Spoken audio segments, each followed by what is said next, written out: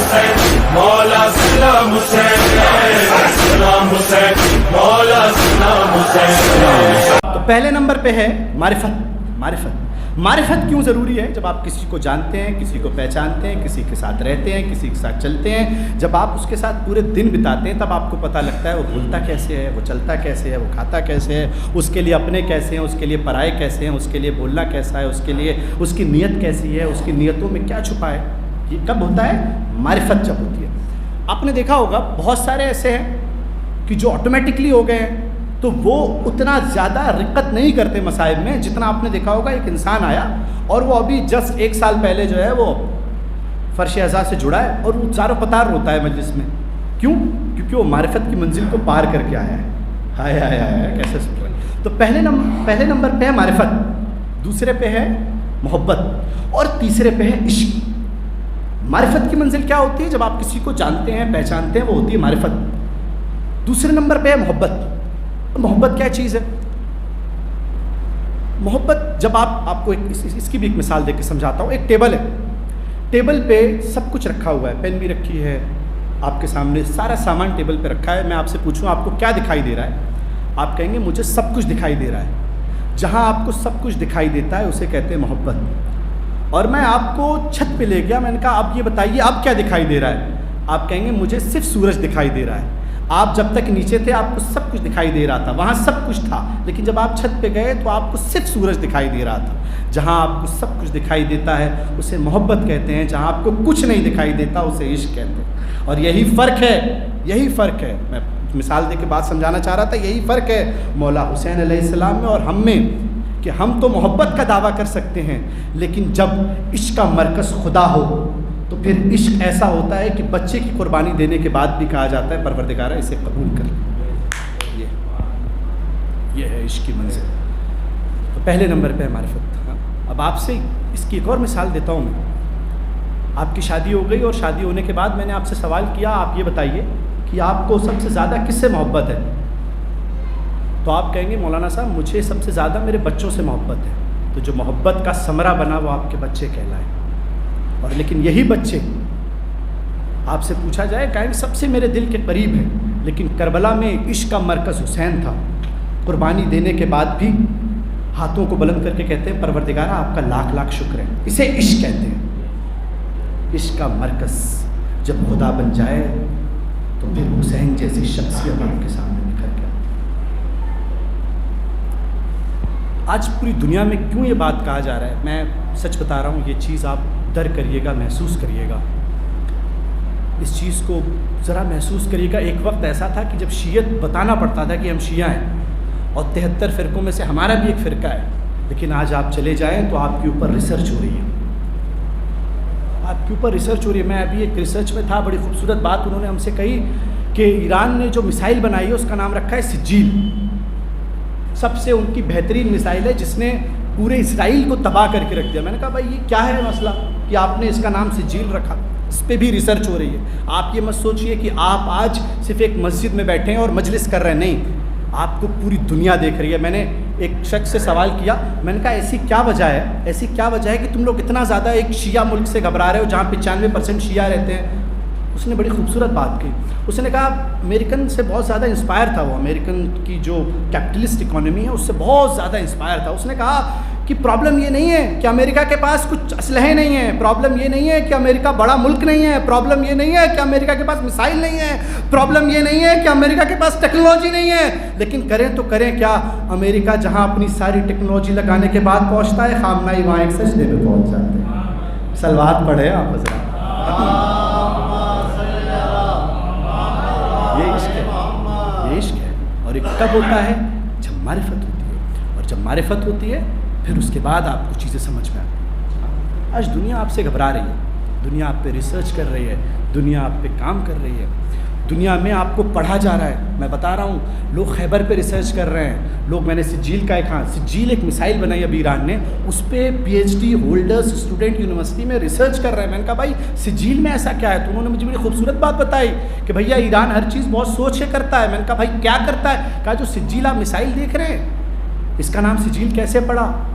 اللہ نے دیکھا جب ابرہہ کا لشکر نے مکے کو گھیر لیا تو جو جو پرندہ بھیجا تھا، جو اس کی چھوٹی چھوٹی منکار تھی اس کی چونچ میں، جس سے ابرہا کا لشکر ٹھہر گیا تھا، اس کا نام سجیل تھا. جس طریقے سے اس چھوٹی سی منکار نے پورے ابرہے کو لشکر کو اٹھا دیا، اسی طریقے سے ایران کی سجیل میسائل نے کہ پورے اسرائیل کو اٹھا دیا. صلوات پڑھے آپ حضرات.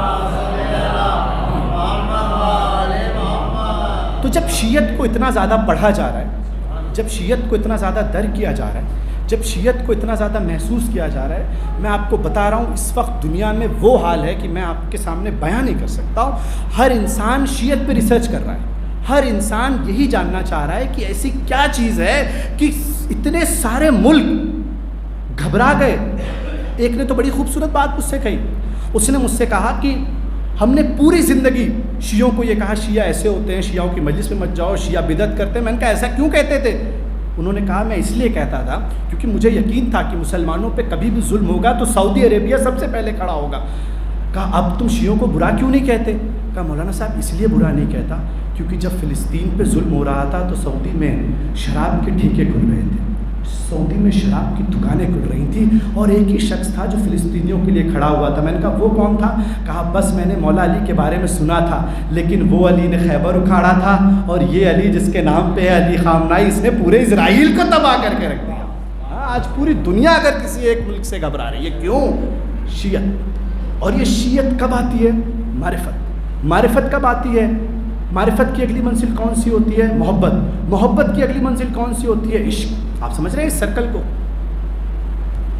ہم کس منزل پہ ہیں اب ہمیں درک کرنا ہے. کیا ہم معرفت کی منزل پہ ہیں؟ معرفت کی منزل اگر ہے تو پھر اس کو اور بڑھانا ہے. اور معرفت کی اگلی منزل بہت خطرناک ہے، محبت. اور جب آپ محبت کرنے لگتے ہیں پھر یہ نہیں دیکھتے مجلس میں کتنے لوگ ہیں، پھر یہ نہیں دیکھتے کہ مجلس میں کون آیا. نہیں، آپ فرش اعضا بچھا کے مطمئن ہو جاتے ہیں کہ مجھے پتہ ہے کوئی مومنین آئے یا نہ آئے، شہزادی ضرور آئے.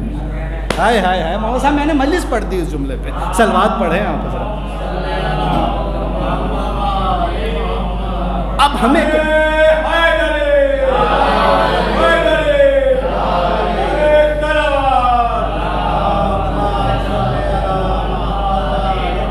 معرفت، محبت اور عشق. اور یہ معرفت اب پھر ایسا کیا؟ اب دیکھیے پوری دنیا میں آپ کو دیکھا جا رہا ہے، پوری دنیا میں آپ کو پڑھا جا رہا ہے، پوری دنیا میں آپ پہ ریسرچ ہو رہی ہے. تو ایسی شیعت اب کیا کرے؟ اب شیعت کی جو سب سے بڑی رسپانسبلٹی ہے کہ ہمیں اپنی سوشل ایکٹیویٹیز کو بڑھانا ہے. سوشل ایکٹیویٹیز کیسے بڑھیں گی؟ ہم کو اپنا سوشل اسٹرانگ کرنا ہے. دیکھیے 3 چیزیں ہیں جس سے انسان کا بنتا ہے کیریکٹر. ہاں، اب ہمیں اپنا کیریکٹر بلند کرنا ہے. کیوں؟ کیونکہ اب لوگ یہ نہیں دیکھتے ہیں کہ یہ فلانا شیعہ جا رہا ہے، وہ کہتے ہیں جب ان کا رہبر ایسا ہے تو یہ شیعہ کیسے ہوں گے. جب ان کے آیت اللہ سیستانی ایسے ہیں جو کہتے ہیں سنی ہماری جان ہے، اور ان کے آیت اللہ خامنائی جب سنیوں پہ ظلم ہوتا ہے تو پوری طریقے سے تباہ کر کے رکھ دیتے ہیں اس ملک کو. ایک بھی شیعہ فلسطین میں نہیں ہے مولانا صاحب، جملہ کہہ رہا ہوں، ایک بھی شیعہ فلسطین میں نہیں ہے.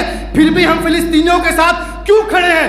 اس لیے کھڑے ہیں کیونکہ یہ فرش اعضا ہمیں سکھاتا ہے ہم نے کبھی ظالم کا ساتھ نہیں دیا، ہمیشہ ہم نے مظلوم کا ساتھ دیا ہے. ہمیشہ ہم نے مظلوم کا ساتھ دیا ہے اور ہم دیتے رہیں گے. ہم کسی کو یہ نہیں بتاتے کہ ہم یہ لڑائی خلافت کی لڑائی، خلافت کے لیے ہماری لڑائی ہے ہی نہیں. ہم کیوں لڑیں گے خلافت کے لیے؟ جس کے صدقے میں ساری کائنات بنی ہو.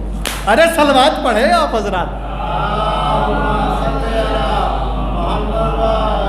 جس کے صدقے میں ساری کائنات بنی ہو. تو کیا چیز ہے جو انسان کا بناتی ہے؟ کیریکٹر. مولانا صاحب اس جملے پہ خاص توجہ.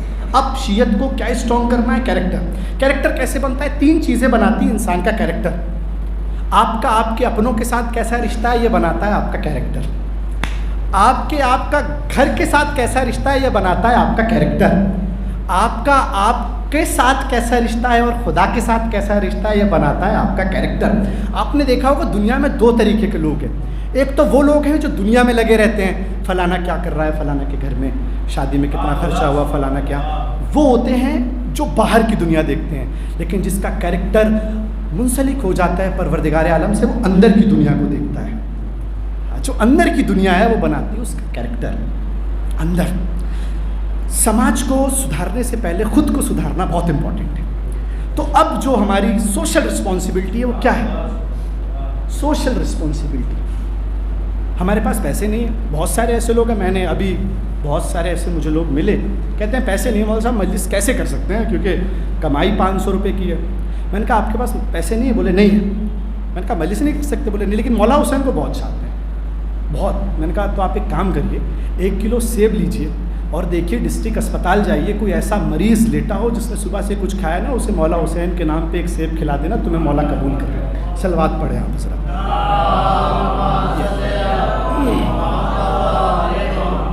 یہ ہے سوشل، یہ ہے آج کا سوشل میسج، اور یہی مجھے آپ تک پہنچانا ہے۔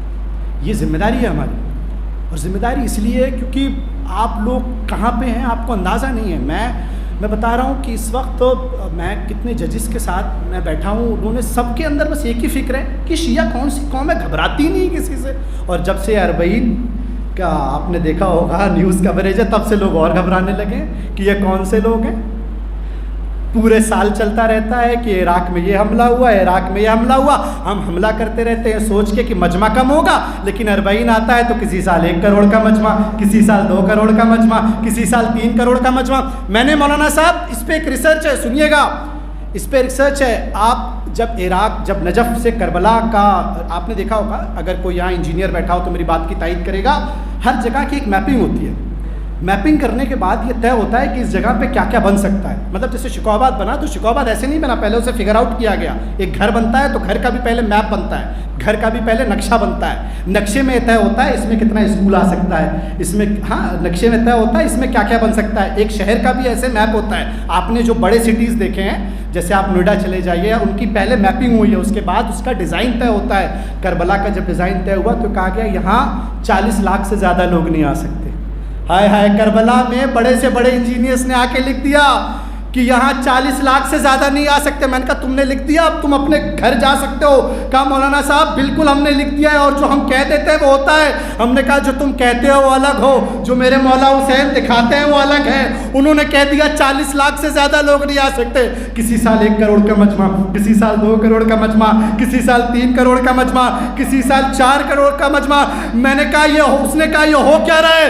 میں نے کہا یاد رکھنا، جب حسین نے بلایا نہیں تو اتنے آ رہے ہیں، جب بلائیں گے تو کیا ہوگا؟ صلوات پڑھے آپ حضرات۔